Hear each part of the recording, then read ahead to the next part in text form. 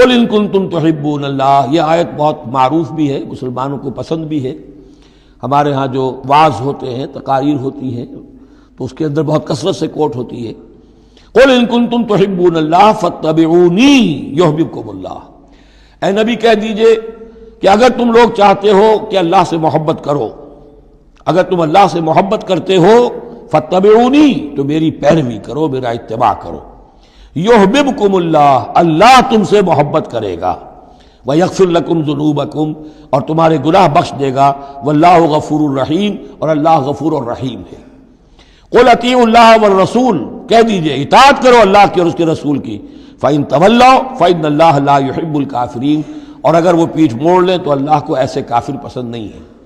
یہ دو آیتیں اس اعتبار سے بڑی اہم ہیں کہ اس میں رسول کے لیے دو الفاظ آئے ہیں، اطاعت اور اتباع۔ اطاعت اگر نہیں ہے تو کفر ہو گیا، اطاعت تو لازم ہے، لیکن اطاعت کس چیز میں ہوتی ہے؟ جو حکم دیا ہے، یہ کرو، آپ کو کرنا ہے۔ اتباع اس سے اوپر کی شے ہے، انسان خود تلاش کرے حضور کیا کرتے تھے، اور چاہے آپ نے نہیں فرمایا کہ یہ کرو، لیکن آپ ان کی پیروی کر رہے ہیں، یہ گویا کہ دائرہ وسیع ہو گیا۔ جس سے محبت ہوتی ہے اس کا انسان جو ہے اس کی ہر طرح سے اس کے ساتھ ایک مناسبت پیدا کرنا چاہتا ہے، کیسا لباس اس کا ہے ویسا ہی لباس اپنا بنائے، کیا چیزیں اس کو پسند ہیں کھانے میں وہی چیزیں خود بھی کھائے اور پسند کرے۔ تو یہ چیزیں جس کا حکم نہیں ہے، جیسے کہ ایک صحابی کا واقعہ آتا ہے کہ وہ ایک مرتبہ آئے اور انہوں نے اس وقت یہ دیکھا، ایک ہی مرتبہ آئے ہوں گے کہیں باہر سے بدو صحابی، کہ حضور کے کرتے کے بٹن لگے ہوئے نہیں تھے۔ انہوں نے ساری عمر پھر اپنے کرتے کے بٹن نہیں لگائے، حضور نے حکم تو نہیں دیا تھا، دیکھا یہ کہ محمد اس شان میں تھے اس وقت، تو پھر اس کے بعد اسی کو لازم کر لیا۔ اس اتباع میں یہ بات بھی آ جائے گی کہ اگرچہ دین کے کچھ تقاضے ایسے ہیں کہ جس درجے میں محمد الرسول اللہ صلی اللہ علیہ وسلم نے ان کو پورا کیا، اس درجے میں پورا کرنا کسی انسان کے بس میں نہیں ہے، پھر بھی اس کی کوشش کرتے رہنا یہ اتباع کا تقاضا ہے۔ مثلا حضور نے کوئی مکان نہیں بنایا، حضور نے کوئی جائیداد نہیں بنائی، حضور نے جیسے ہی وحی کا آغاز ہوا کوئی دنیاوی کام نہیں کیا، کوئی تجارت نہیں کی، ایک ایک لمحہ اپنی توانائی کی ایک رمق وہ لگا دی کس کام کے لیے؟ اللہ کے دین کی دعوت اور اللہ کے دین کی اقامت، اس کو قائم کرنے کے لیے۔ اب سب کے لیے تو اس مقام تک تو پہنچنا مشکل ہے، لیکن یہ کہ آئیڈیل یہ رہے، اسی کی طرف انسان چلنے کی کوشش کرتا رہے، میکسیمم جتنا بھی اپنا وقت فارغ کرے، اپنے وسائل فارغ کرے اور لگائے اس کام کے اندر، تو اتباع کا جو ہے کم سے کم تقاضا اس وقت پورا ہوگا۔ ہاں جو حکم دے دیا گیا، یہ حلال ہے، یہ حرام ہے، یہ فرض ہے، یہ واجب ہے، اس کا تو اگر معاملہ اس کی پیروی نہیں ہو رہی تو پھر تو وہ کفر ہے۔ لیکن اتباع اگر آپ کر رہے ہیں تو اتباع جو ہے وہ پھر اللہ کا محبوب بن جانا ہے۔ اگر تم اللہ سے محبت کرتے ہو تو میرا اتباع کرو، میری پیروی کرو، دیکھو میں کیا کر رہا ہوں، میرے کیا شب و روز ہے، کن کاموں میں میری توانائیاں لگ رہی ہیں، کیا دلچسپیاں ہیں میری دنیا کے اندر، ان چیزوں کے اندر تم میری پیروی کرو۔ فاتبعونی یحببکم اللہ، تم اللہ کے محب نہیں محبوب بن جاؤ گے، واللہ غفور الرحیم، اور اللہ غفور الرحیم ہے۔ باقی دوسرا درجہ جو نچلا ہے، قل اطیعوا اللہ والرسول، اطاعت تو اللہ اور اس کے رسول کی کرنی ہی کرنی ہے۔ فإن تولوا، اور اگر اس اطاعت سے بھی موڑے، فإن اللہ لا يحب الکافرین، تو اللہ کو ایسے کافر تو پسند نہیں ہے، کیونکہ پھر اطاعت رسول کا انکار تو کفر ہو گیا۔ یہاں وہ پہلا حصہ جو ہے نصف اول کا ثلث اول، یعنی نصف اول جو ہے سورہ مبارکہ کا، میں نے عرض کیا تھا کہ اس میں پہلی آیات 32 ہیں، جنرل ہیں، تمہیدی ہیں، دین کے بڑے جو گہرے اصول ہیں وہ ہیں، دعائیں تلقین کی گئی ہیں، محکمات اور متشابہات کا فرق واضح کیا گیا ہے۔ لیکن اب دوسرے حصے میں سارا خطاب جو ہے وہ براہ راست عیسائیوں سے ہے، اور انہیں بتانا یہ ہے کہ حضرت عیسیٰ کو جو تم نے معبود بنا لیا، یا تو تثلیث کی شکل دے دی ٹرینٹی، یا گاڈ انکارنیٹ بنا دیا۔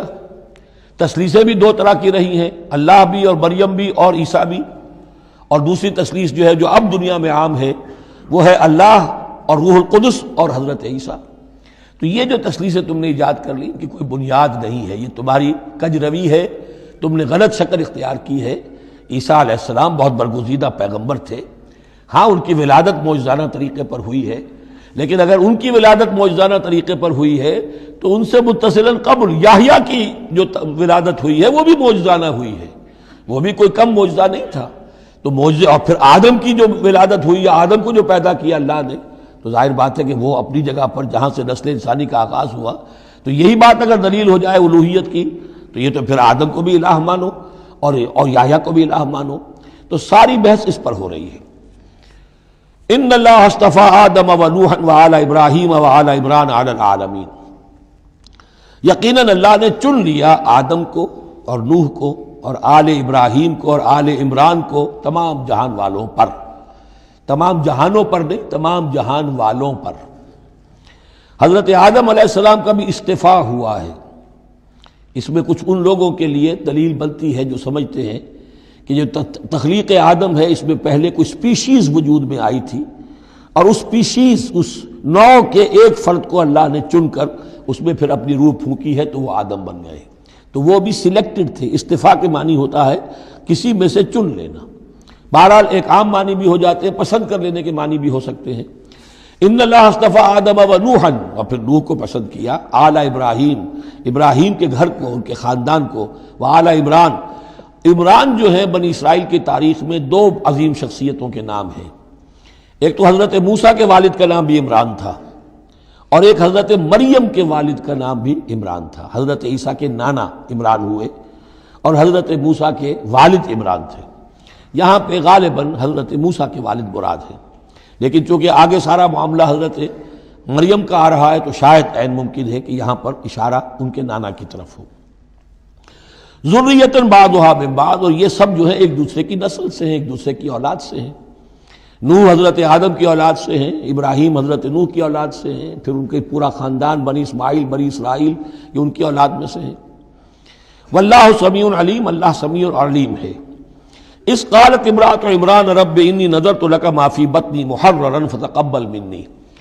اب یہ جو عمران کی بیوی ہیں یعنی حضرت مریم کی والدہ، یہ بہت نیک عورت تھیں، بہت ہی متقی، نیک، زاہد۔ ان کو حمل ہوا تو انہوں نے پروردگار سے ایک منت مانی، نظر مانی، رب انی نذرت لک ما فی بطنی، جو میرے پیٹ میں جو بھی بچہ اے اللہ تو پیدا فرما رہا ہے میں تیری ہی نظر کرتی ہوں، یعنی دنیاوی کوئی ذمہ داریوں کا بوجھ اس پر نہیں ہم ڈالیں گے، اور ہیکل کی خدمت کے لیے، دین کی خدمت کے لیے، تورات کی خدمت کے لیے اس کو وقف کر دیں گے، ہم اپنا بھی کوئی بوجھ ان پر نہیں ڈالیں گے، اس توقع میں کہ اللہ بیٹا عطا کرے گا۔ محررن کے مطلب ہے اسے آزاد کر دیں گے، تحریر آزاد کر دینا، حر سے، کہ کوئی ذمہ داری اس پر نہیں ہوگی، اسے ہم خالص کر دیں گے تیرے دین کی خدمت کے لیے اور ہیکل کی خدمت کے لیے۔ فتقبل منی، تو اے اللہ میری اس نظر کو تو قبول فرما لے، شرف قبول عطا فرما۔ انک انت السمیع العلیم، یقیناً تو سب کچھ سننے والا اور سب کچھ جاننے والا ہے۔ فلما وضعتها قالت رب انی وضعتها انثی، اب جب وضع حمل ہوا تو پھر اس نے کہا اے اللہ یہ تو میں ایک بیٹی جنم گئی ہوں، یعنی میری تو یہاں بیٹی ہو گئی ہے، میں تو امید میں تھی کہ بیٹا آئے گا تو اس کو جو ہے میں وقف کر دوں گی۔ اس وقت تک ہیکل کے خادموں میں کسی خاتون کو، لڑکی کو قبول نہیں کیا جاتا تھا۔ واللہ عالم بما وضعت، اللہ فرما رہا ہے کہ اللہ بہتر جانتا تھا کہ کیا اس نے جنا ہے، اسے کیا پتا کیسی بیٹی جنی ہے۔ وَلَيْسَ الذَّكَرُ كَالْأُنثىٰ، اور کہاں ہوگا کوئی بیٹا اس بیٹی جیسا۔ اس کے دونوں معنی کیے گئے، ایک تو ایسا کہ یہ گویا کہ قول مانا جائے حضرت مریم کی والدہ کا کہ لڑکا تو لڑکی کی طرح نہیں ہوتا، اب لڑکا ہوتا تو میں اسے خدمت کے لیے وقف کر دیتی، یہ تو لڑکی ہو گئی۔ اور ایک یہ بھی ہے کہ اللہ کی طرف سے اس کو مانا جائے واللہ عالم بما وضعت ولیس الذکر کالانثیٰ، کوئی بیٹا ایسا ہو ہی نہیں سکتا جیسی بیٹی تمہیں دی ہے۔ وَإِنِّي سَمَّيْتُهَا مریم، اور وہی اب ان کا کلام شروع ہوا ان کی والدہ کا، مریم کی، میں نے اس کا نام مریم رکھا ہے۔ وَإِنِّي أُعِيذُهَا بِكَ، اور اے اللہ میں اسے تیری پناہ میں دیتی ہوں، وَذُرِّيَّتَهَا، اور جو بھی اس کی اولاد ہو، نسل ہو، اس کو بھی تیری پناہ میں دیتی ہوں، من الشیطان الرجیم، مردود شیطان کے حملے سے، کہ اللہ ان کو، مریم کو بھی اور اس کی آنے والی اولاد کو بھی تو بہت ہی اپنی حفاظت میں رکھیو، شیطان سے بچائیو۔ فتقبلها ربها بقبول حسن، تو قبول فرما لیا انہیں، یعنی حضرت مریم علیہ السلام کو اب ان کے رب نے بڑی ہی عمدگی کے ساتھ قبول حسن، شرف قبول عطا فرمایا بڑی ہی خوبصورت انداز میں. وَأَنبَتَهَا نَبَاتًا حَسَنًا، اور ان کی پرورش کی بہت ہی عمدہ طریقے پر، بہت اعلیٰ طریقے پر. وَكَفَّلَهَا زَكَرِيَّا، اور ان کو کفالت میں دے دیا، تربیت میں دے دیا حضرت زکریا کے. یہ حضرت زکریا جو ہیں یہ خالو تھے حضرت عیسیٰ علیہ السلام کے، حضرت مریم کے خالو. تو ہم ان کی تحویل میں، اور وہ اس وقت کے چیف کاہن تھے، chief priest of the temple, ہیکل سلیمانی کے وہی نبی بھی تھے، اور وہی وہاں کے سب سے بڑے جو ہیں، جو آج کل ہم سمجھتے ہیں مجاور وغیرہ، تو وہ مقام ان کا کاہنوں کا ہوتا تھا. وَكَفَّلَهَا زَكَرِيَّا كُلَّمَا دَخَلَ عَلَيْهَا زَكَرِيَّا الْمِحْرَابَ، جب کبھی بھی زکریا ان کے پاس جاتے تھے محراب میں، وجد عندها رزقا، وہ دیکھتے تھے محراب حجروں کی شکل کے اندر جو جیسے بنے ہوتے ہیں مسجدوں کے ساتھ، تو ایسے ایک حجرہ ان کو دے دیا گیا کہ یہ اللہ کے لیے نظر کی گئی ہیں اور ان کو قبول کر لیا گیا ہے، تو اب ان کے لیے یہاں پر یہ حجرہ ہے، اس میں وہ رہتی ہیں. لیکن جب بھی وہ حجرے میں جاتے تھے تو دیکھتے تھے ان کے پاس کھانا، میوے رکھے ہیں بغیر موسم کے. اور بعض لوگوں کی رائے یہ بھی ہے کہ یہاں سے مراد مادی کھانا نہیں ہے بلکہ علم و حکمت، کہ جب حضرت زکریا ان سے بات کرتے تھے تو یہ کہ انہیں حیران رہ جاتے تھے کہ اس لڑکی کو یہ اس قدر حکمت کہاں سے مل گئی، اتنی معرفت کہاں اس کو حاصل ہوئی. قال یا مریم انا لک ھذا، وہ پوچھتے اے مریم یہ تمہیں کہاں سے چیزیں ملتی ہیں، یہ کھانے کہاں سے آ جاتے ہیں، یہ بے موسمی پھل کہاں سے آ جاتے ہیں، یا یہ علم و حکمت کی باتیں تمہیں کیسے معلوم ہوتی ہیں. قالت هو من عند اللہ، تو وہ کہتی تھی یہ سب اللہ کی طرف سے ہے، اس کا فضل ہے، اس کا کرم ہے. ان اللہ یرزق من یشاء بغیر حساب، یقیناً اللہ تعالیٰ جس کو چاہتا بغیر حساب عطا کرتا ہے. ہنالک دعا زکریا ربہ، ہنالک یہ بالکل اس طرح سے دیر اینڈ ڈن، جب یہ مشاہدہ ہوا حضرت زکریا کو تو انہوں نے بھی ایک دعا کی اپنے پروردگار سے. ہنالک دعا زکریا ربہ رب قال رب هب لی من لدنک ذریۃ طیبہ، اے اللہ مجھے بھی بڑی کوئی پاکیزہ اولاد عطا کر دے. بہت بوڑھے ہو چکے تھے، ان کی اہلیہ جو ہے وہ بھی بہت بوڑھی ہو چکی تھی، ضعیفہ تھی، اور ساری عمر بانجھ رہی تھی، لاولد تھے. یہ ساری تفصیل پھر سورہ مریم کے اندر مزید کھل کر آئے گی، اس لیے کہ یہی مضامین وہاں بیان ہوئے تھے مکی دور میں. جب کہ ہجرت حبشہ کے لیے مسلمان گئے تھے تو وہاں جا کر سورہ مریم کی آیات جو ہیں وہ پھر حضرت عبداللہ ابن جعفر نے پڑھ کر سنائی تھی. اس مناسبت سے یہ مضامین آپ کو سورہ مریم میں بھی ملیں گے. ساری عمر بوڑھے رہے اور بے اولاد رہے، لیکن اب وہ ایک دبی ہوئی خواہش، چنگاری، وہ بھڑک اٹھی، اے اللہ اس بچی کو تو یہ کچھ دے سکتا ہے تو تیری قدرت ہے مجھے بھی ذریۃ طیبہ، پاکیزہ اولاد عطا فرما. انک سمیع الدعاء، یقیناً تو دعا کا سننے والا ہے. فنادت الملائکۃ، تو فرشتوں نے انہیں پکار کر کہا، ندا کی. وہو قائم یصلی فی المحراب، اور وہ کھڑے ہوئے نماز پڑھ رہے تھے اپنی محراب میں، ان کا بھی حجرہ تھا. ان اللہ یبشرک بیحییٰ، اللہ تعالیٰ تمہیں بشارت دیتا ہے زکریا یحییٰ کی.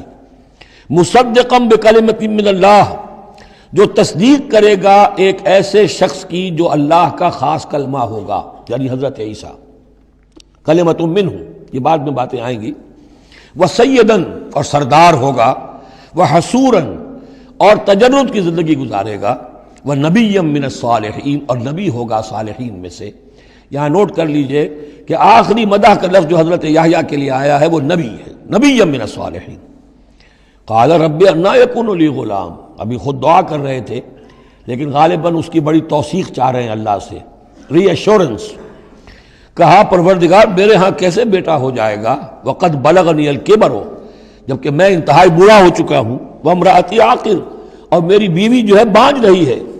قال کذلک اللہ یفعل ما یشاء، تو انہوں نے کہا کہ اللہ نے فرمایا کہ اللہ کرتا ہے اسی طرح، یا فرشتوں نے جواب دیا جو چاہتا ہے کرتا ہے، اسے اسباب کی احتیاج نہیں ہے، اسباب اس کے محتاج ہیں، اللہ اسباب کا محتاج نہیں ہے. قال رب اجعل لی آیہ، انہوں نے عرض کیا پروردگار میرے لیے کوئی نشانی مقرر کر دے، مجھے معلوم ہو جائے کہ واقعی ایسا ہونا ہے اور واقعی یہ کلام جو میں سن رہا ہوں تیری طرف سے ہے.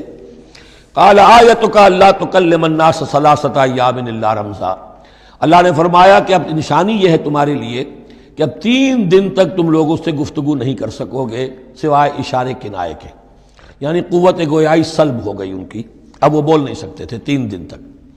وَاذْكُرْ رَبَّكَ كَثِيرًا، اپنے دل میں اپنے رب کو یاد کرتے رہو کثرت کے ساتھ، وَسَبِّحْ بِالْعَشِيِّ وَالْإِبْكَارِ، اور تسبیح کیا کرو شام کے وقت بھی اور صبح کے وقت بھی۔